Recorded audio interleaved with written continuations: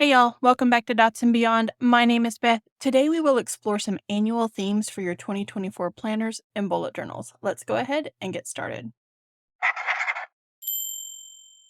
Those who have been subscribers for a while will know that I love an annual theme, an overarching idea that drives my choices for monthly themes.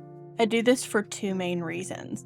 First, it eliminates analysis paralysis and narrows down the choices. Second, it gives my planner a cohesive element for the year, which I like. Looking back very quickly, I started 2020 with a Middle Earth theme, exploring the locations of Lord of the Rings.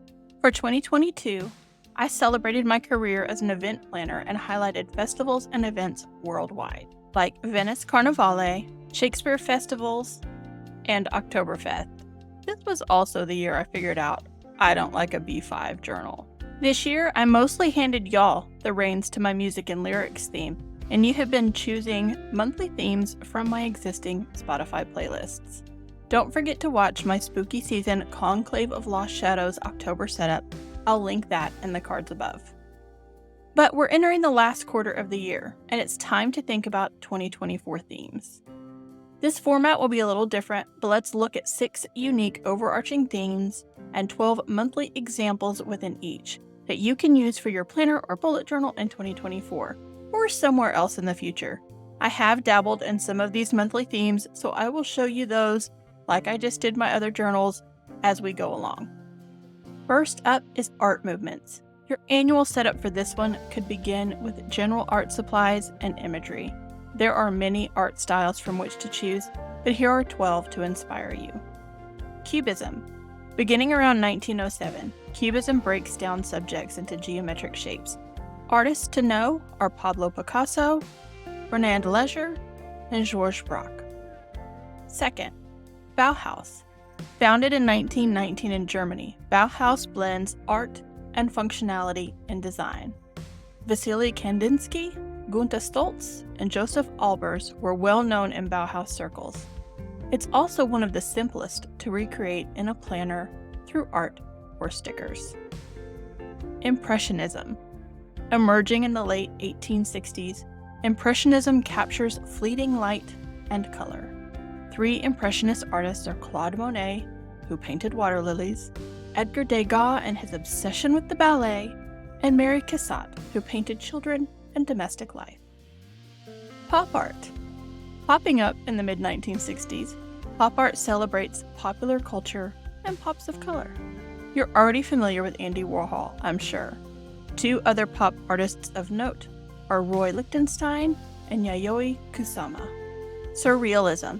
Developing in the 1920s, Surrealism explores dreams and the subconscious. It's wild stuff. Melting clocks? That's Salvador Dali. But you should also know René Magritte and Leonora Carrington. Harlem Renaissance. The Harlem Renaissance has roots as early as the 1910s and was a powerful voice for African American culture.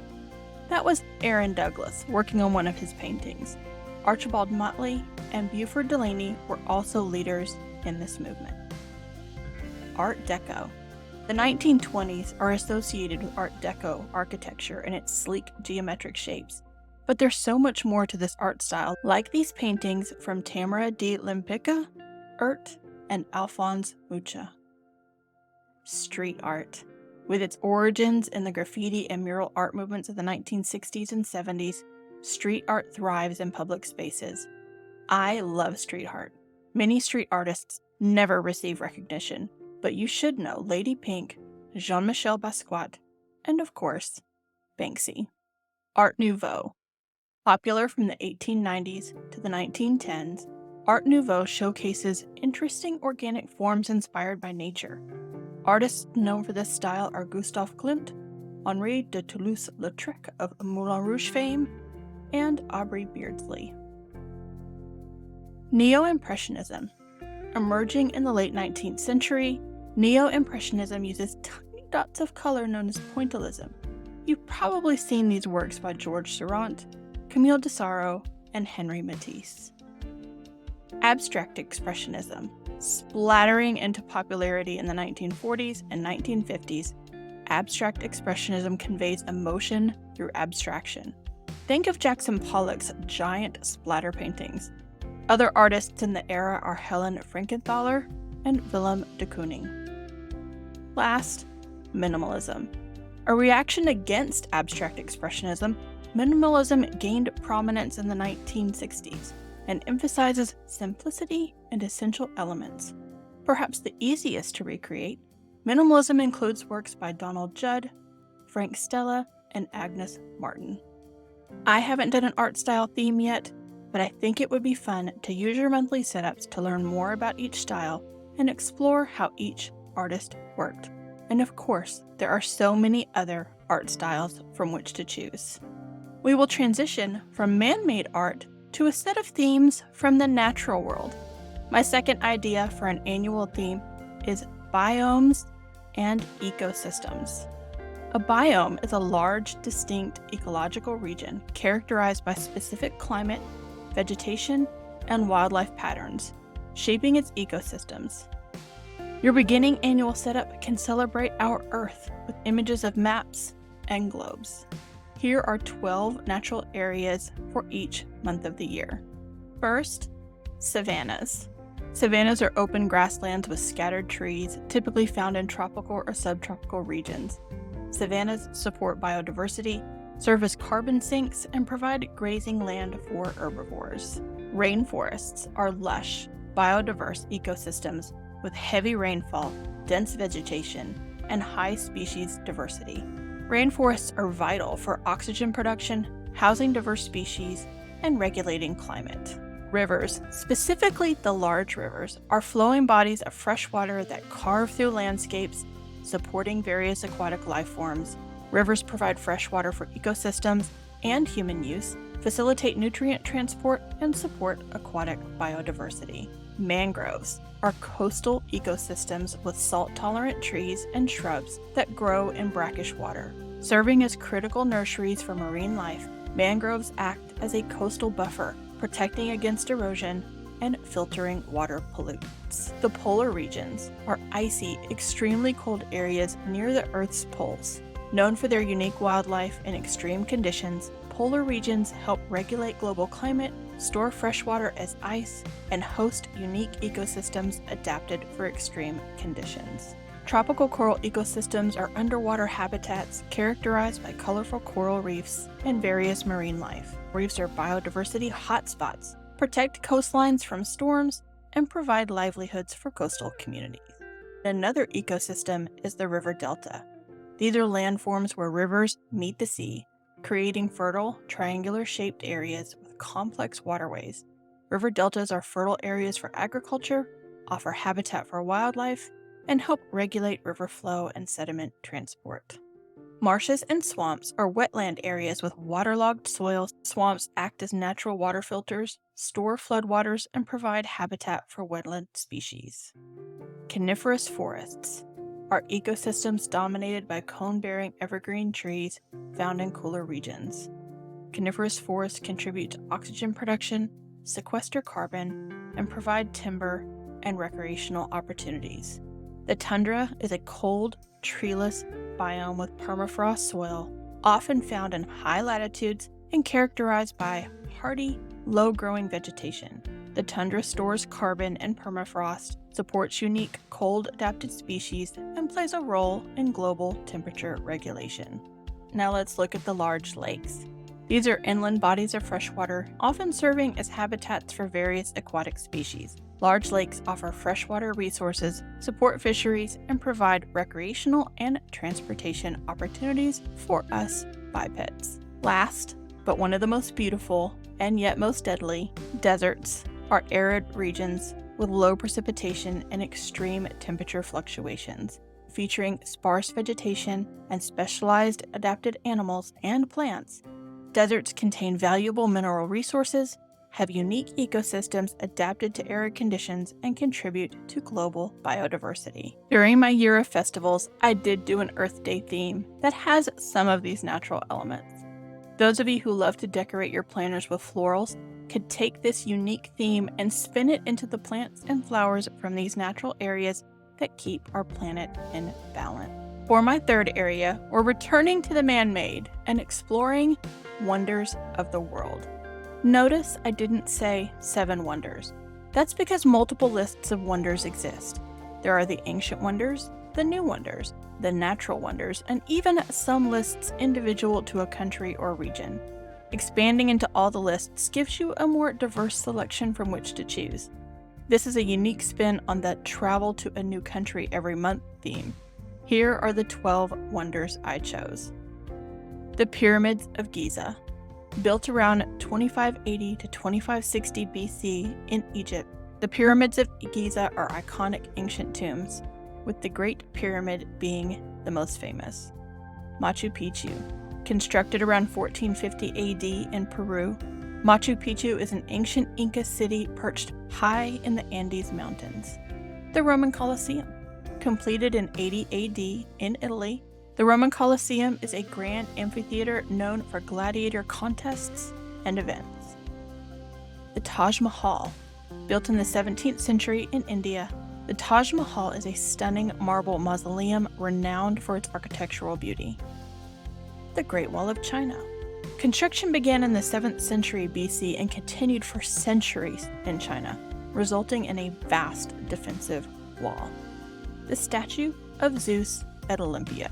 Created in the 5th century BC in Greece, the statue of Zeus was a colossal representation of the Greek god, located in Olympia. The Ely Cathedral. Built from the 11th to the 16th century in the United Kingdom, Ely Cathedral is a magnificent Gothic cathedral. The Hagia Sophia. Constructed in the 6th century in Turkey, Hagia Sophia is an architectural marvel with a rich history, serving as both a cathedral and a mosque. Ninth is Petra. Established around 312 BC in Jordan, Petra is a historic city carved into rose-red cliffs, known for its archaeological significance. 10th, it's Stonehenge. Built over several centuries, starting around 3000 BC in the United Kingdom, Stonehenge is a prehistoric monument featuring massive standing stones arranged in a circular pattern. The Hanging Gardens of Babylon. Constructed around 600 BC in ancient Mesopotamia, present-day Iraq, the Hanging Gardens were legendary terrace gardens believed to have been a marvel of ancient engineering and architecture. And you could totally put your imagination to work on that one. And last on my list is Chichen Itza, developed by the Maya civilization between the 7th and 10th centuries in Mexico. Chichen Itza is a sprawling archaeological site known for its iconic step pyramid El Castillo and its significance in Mayan culture. I think this would be an excellent theme to do with black pen sketches only. It could be striking indeed. In the back half of 2020, I did capital city themes, and that is the closest I came to the Pyramids of Giza with a Cairo setup. And in May of last year, I did an Egyptian gods theme for my son Kenny, but again, we didn't quite get to the pyramids. But I have done Stonehenge. It was mid-year set up last year to recognize the summer solstice. From the ancient world to a Technicolor one, let's look back at the origins of the computer and video game industry. Idea number 4 is a full year of retro video games. Your annual setup could illustrate the early gaming systems from Atari, Intellivision, Nintendo, Sega, and personal computers. Here are the 12 retro games that take me way back and tell you how old I am. Pac-Man, 1980, arcade game. Pac-Man is a classic arcade game where players control a yellow circular character eating dots while avoiding colorful ghosts in a maze. Donkey Kong, 1981, again, arcade game. Donkey Kong introduced the world to Mario, originally known as Jumpman, and featured platforming gameplay where Mario must rescue a damsel in distress from a giant ape. Space Invaders, 1978, arcade game.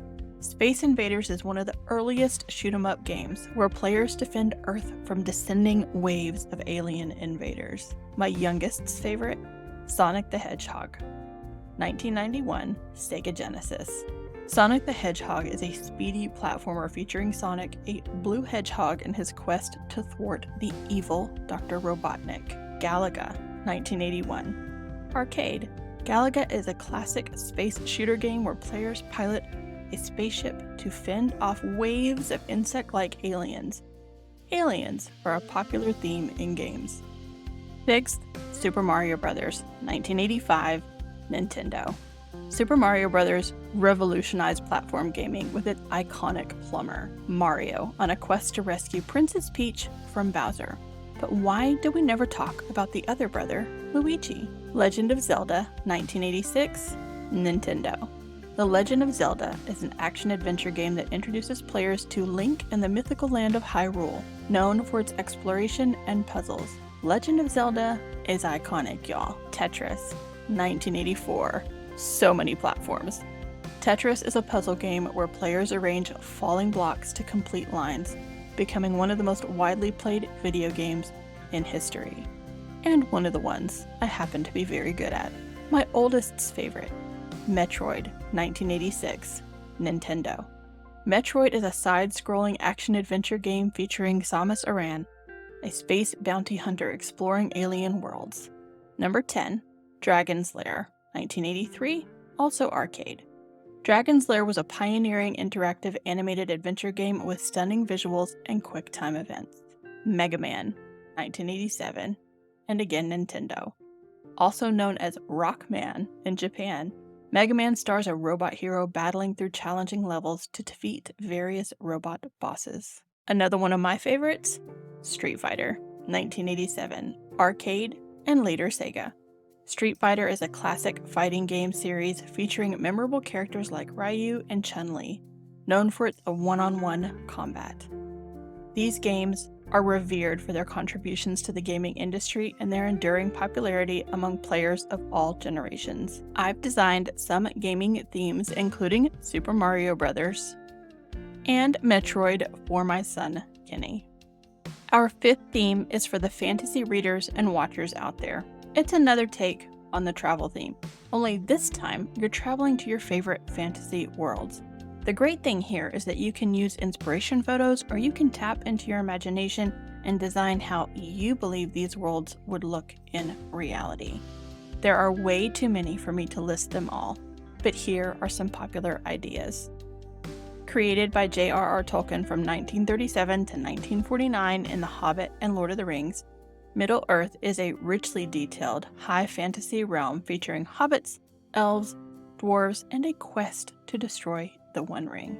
Published in 1865, Lewis Carroll gave us Alice's Adventures in Wonderland. Wonderland is a whimsical and nonsensical world Alice stumbles into through a rabbit hole filled with peculiar characters and logic-defying adventures. Fictional or not, you tell me. Atlantis is a legendary island first mentioned by the Greek philosopher Plato around 360 BC. Atlantis was a powerful and advanced civilization situated beyond the Pillars of Hercules. It supposedly met its catastrophic end in a single day and night of earthquakes and flooding, sinking beneath the ocean's waves. The tale of Atlantis has sparked centuries of fascination and wonder. Wakanda. It's a technologically advanced African nation in the Marvel Universe, home to Black Panther and a source of vibranium. It's one of my favorites and was first mentioned in the comic Fantasy IV number 52 in 1966 by Jack Kirby and Stan Lee. Oz. It's a magical land filled with unique creatures and ruled by the Wizard of Oz, as featured in L. Frank Baum's books. A journey through Oz would include Munchkin Land and the Emerald City. The Wonderful Wizard of Oz was published in 1900, but the 1939 film version merged black and white with new Technicolor technology and cemented Oz in pop culture. I'm not an Oz fan. Narnia is a fantastical world accessed through a wardrobe featuring talking animals, mythical creatures, and epic adventures.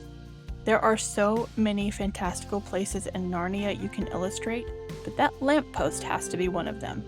C.S. Lewis published the Chronicles of Narnia between 1950 and 1956. J.M. Barrie introduced us to Neverland in his 1904 book, Peter Pan. Neverland is the whimsical realm where Peter Pan and his lost boys reside, a place of eternal childhood and adventure. If you do a Neverland theme, pirates and mermaids are a must. We know Asgard today from Marvel Comics, but it's far more ancient. Asgard is one of the 9 realms in Norse mythology, inhabited by deities like Odin and Thor. Marvel got that part right, but your imagination can run wild with this one. For me, please include Loki. How about a dinosaur tale that doesn't involve screaming and running for your life? Welcome to Dinotopia, an island inhabited by both humans and sentient dinosaurs, created by author and artist James Gurney in 1992. These are his exquisite illustrations that can inspire your setup. Arthurian legend has a variety of source material in both French and English. Camelot is the legendary castle and court associated with King Arthur and the Knights of the Round Table. I have a mild obsession with all things Arthurian, so I had to include it on the list. Here's a case of disagreeing with the author, but appreciating the world she created. J.K. Rowling introduced us to Harry Potter and the Wizarding World in 1997. Since then, it's become a culture all of its own. I'm a proud Slytherin, or more nuanced, a Slitherclaw, a blend of Slytherin and Ravenclaw. Do you know your Hogwarts house? Sound off in the comments below. Last is perhaps the most fantastical. From the mind of Terry Pratchett is Discworld, a flat, dish-shaped world supported by 4 elephants standing on the back of a giant turtle floating through space. Discworld is known for its satirical and humorous stories. There are a whopping 41 Discworld books, enough to build an entire annual theme of its own. I'm a huge nerd, so I've partially tapped into many of these themes. As mentioned earlier, I've explored Middle-earth in my 2020 bullet journal, but I did it again in my 2022 reading journal, and I also did an Eowyn theme in my 2021 Fierce Fictional Female series. In this theme series, I hinted at Wakanda as I highlighted Okoye, and this might still be my favorite theme to date. And I've done several Harry Potter themes, including Professor McGonagall and my Slytherin snake emblem. This was the same year as Professor McGonagall, but in my work journal. And most recently, I celebrated my birthday month with an Arthurian Mists of Avalon theme. That's it. Those are my first 5 unique ideas for your annual bullet journal themes: the art movements, biomes and ecosystems, wonders of the world, retro video game, and fantasy worlds. I have more, so let me know in the comments if you would like to explore some more of these ideas.